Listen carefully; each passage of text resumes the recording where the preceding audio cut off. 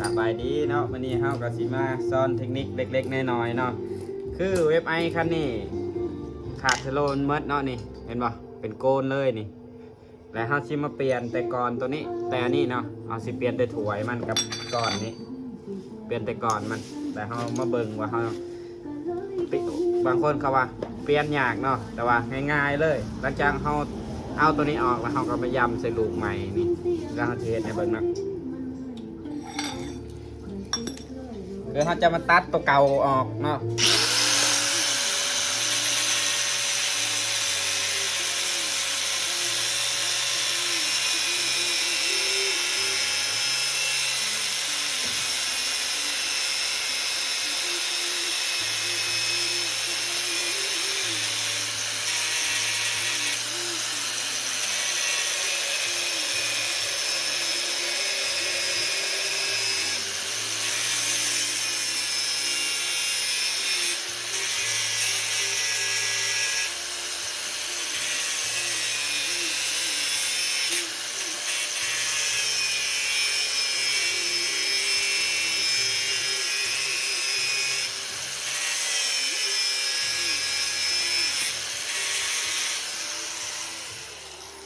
นี่ครับหลังจากเขาตัด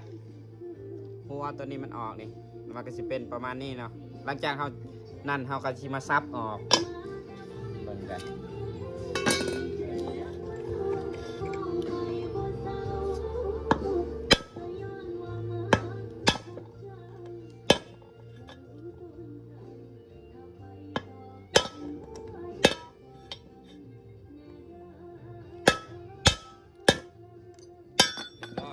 เอาก็มาเอาแต่ตัวนี้มันนี่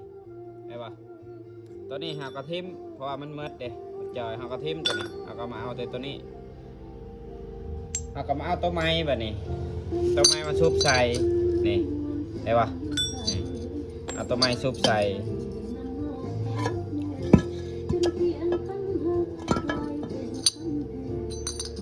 นี่เอาตัวไม้มาซุบใส่ก็เหยียบบุดมันเขานี่ไอ้บ่บุดมันเหยียบเขาก็ตอกเอาเลยเนาะเพราะว่าเขาบ่มีโตเหยียบเขาก็ตอกเขาเลยตอกก็บ่ยากใส่เมื่อ3 โตแล้วก็ตอกเอาเลยตอกง่ายๆเนาะ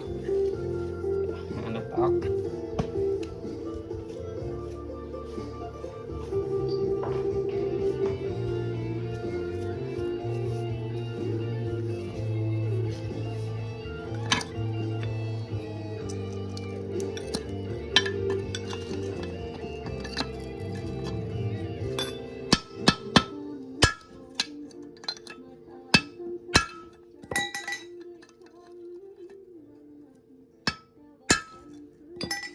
ตัวนี้เป็นเทคนิคบ้านๆเนาะเอาบ่มีแนวเหยียบ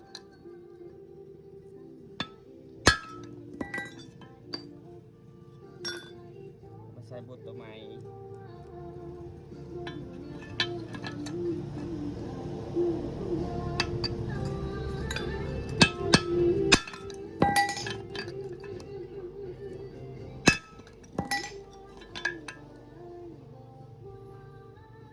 ใส่บุตรตัวหนึ่งดิใส่แม่มาตัวนี้พี่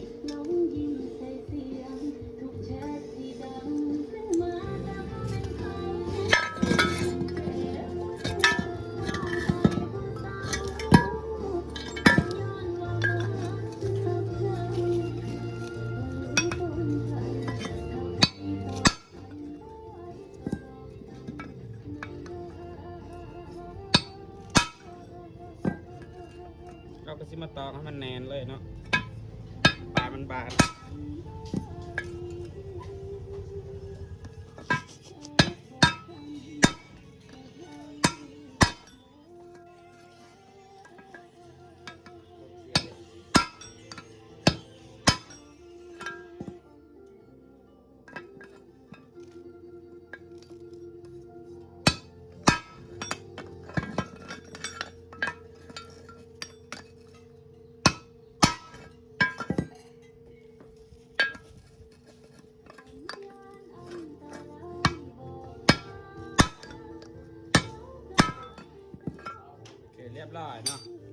แบบนี้คือได้แบบนี้นี่ลงไปเลยเนาะหลังจากนั้นเขาก็สิมาเปลี่ยนตัวนี้นี่ก่อนตัวนี้มันมืดแล้วตัวนี้ยังเดือดจนจะคุ้งเล็กเลยเนาะเอามาเปลี่ยนตัวนี้ก็ง่ายๆ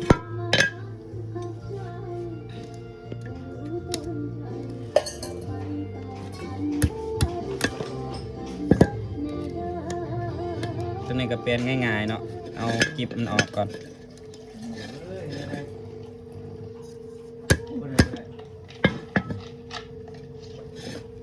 กิบมันออก3 ตัว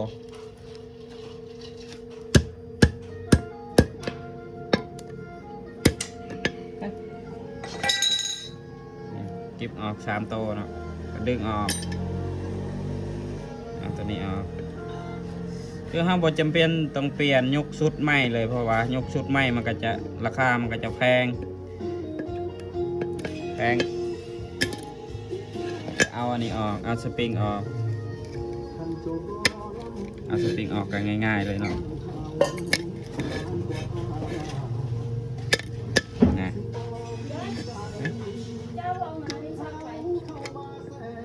แล้วเราก็มาเปลี่ยนตัวนี้นี่ก่อนตัวนี้เราก็เอาก่อนตัวใหม่มานี่เนาะเบิ่งทีเอาออกทิมมัดตัวเก่าเลย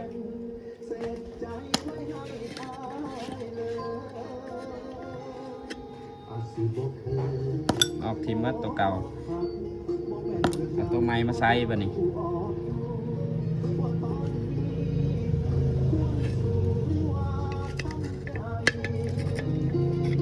เอาตัวใหม่มาใส่3 ก่อนแล้วก็เอาสปริงใส่บ่นี่ตัวนี้เขามาล้างน้ำล้างก็ได้เอาสปริงใส่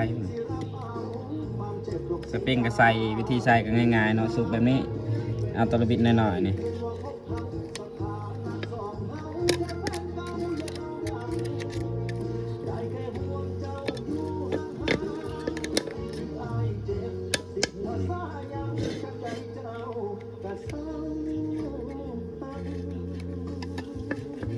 เอ้ย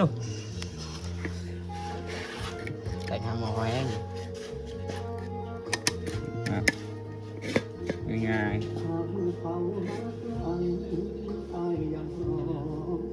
สปริงเปลี่ยนตัวใหม่เลยเนาะตัวเก่าก็ได้เป็นเนี่ย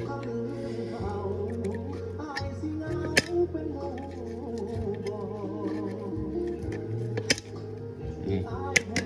ก็มาใส่ตัวนี้เขาเฮ็ดคลิปไว้เนาะใส่ตัวหลอกตัวนี้ตัดหัวก็ใส่ตัวนี้ก็ใส่กิบมันกิบนี่ใส่ปิ้นออกนอกเลย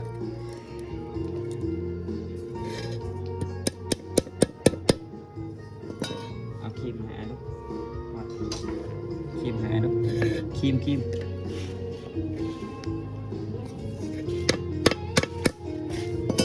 อะไรว่าครีมบางแรงของเราเดี๋ยวเทคนิคใส่ของเฮาคือตอกเขาเนาะ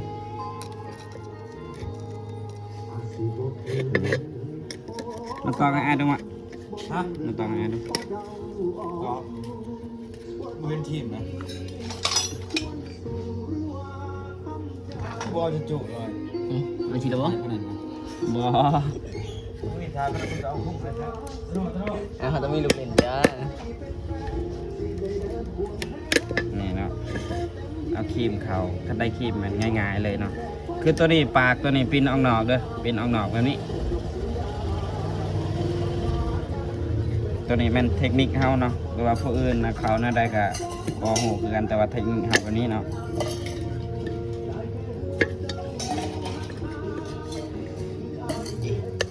นี่เขาเป็นที่เรียบร้อยเนาะคือเล็กตัวนี้มันบริเกี่ยวยังเลยเนาะแค่เขาเปลี่ยนแต่ก่อนตัวนี้แล้วก็แล้วเพราะว่าตัวนี้เบิ้งความหนาของมันเนาะตัวนี้นะยังเลื่อนน้อยเดียวอย่างเงี้ยเลยสักนี่เพราะว่าตัวใหม่พี่เนาะหนาแน่นอนตัวนี้เนาะใส่ทนแน่นอนหับประกันเลยคือตัวนี้นี่ก็เปลี่ยนเอาแต่หัวนี่โดยเฮาบ่จะเป็นต้องเปลี่ยนยุคชุดใหม่เลยฝากกดไลค์กดแชร์เฮาเนาะเพื่อ เป็นกำลังใจให้เฮาเฮ็ดคลิปต่อๆไปเนาะอยากฮู้ตัวใดก็คอมเมนต์ใดเนาะอยากฮู้ให้เฮาเฮ็ดคลิปตัวใดก็คอมเมนต์ใดแล้วก็เฮามีเวลาเฮาก็สิมาเฮ็ดคลิปให้เนาะจบคลิปเนาะมีแต่ไปล้างนี่ก็แล้วเลยตัวนี้ขอบใจ